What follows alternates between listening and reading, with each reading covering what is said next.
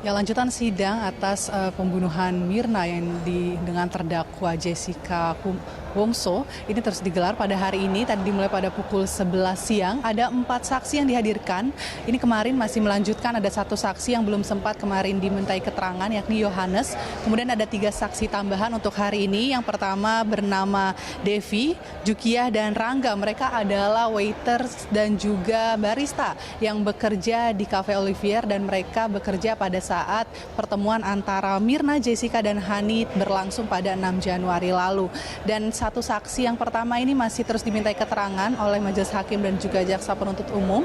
Ada Rangga, ia bekerja sebagai barista. Ia adalah barista yang membuat kopi yang diminum oleh Mirna, yakni adalah es kopi Vietnam yang dipesan oleh Jessica dan kemudian diminum oleh Mirna, yang kemudian menyebabkan Mirna meninggal dunia karena dalam kopi tersebut ditemukan racun sianida. Dan ada sejumlah keterangan yang diberikan oleh Rangga sebagai barista yang bekerja pada hari itu dan membuat kopi yang diminum oleh Mirna, yakni ia sesuai dengan pertanyaan dari majelis hakim bahwa es kopi Vietnam yang ia buat sesuai dengan resep standar yang memang ada di Cafe Olivier tersebut, yakni hanya terdiri dari kopi dan juga susu.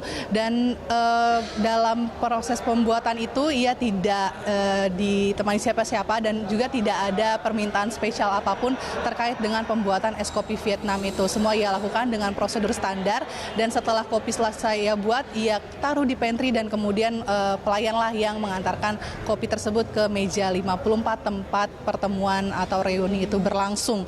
Dan sementara setelah kejadian terjadi, yakni saat Mirna kehilangan kesadaran dan Rangga sebagai barista yang saat itu berada di dapur di belakang mengetahui bahwa ada satu pelanggan yang tidak sadarkan diri akibat meminum kopi.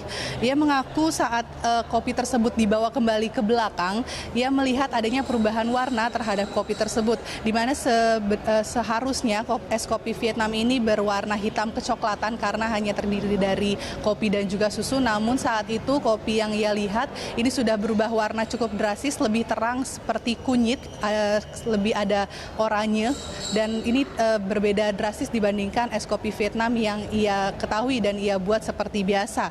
Dan sementara itu dia juga sempat mencium aroma kopi tersebut, dan ia memberikan keterangan di hadapan majelis hakim bahwa aroma yang ia cium saat itu berbeda dengan es kopi yang biasa ia buat, dikarenakan saat itu es kopi yang ia cium selain warnanya berubah, baunya juga lebih menyengat dibandingkan sebelumnya.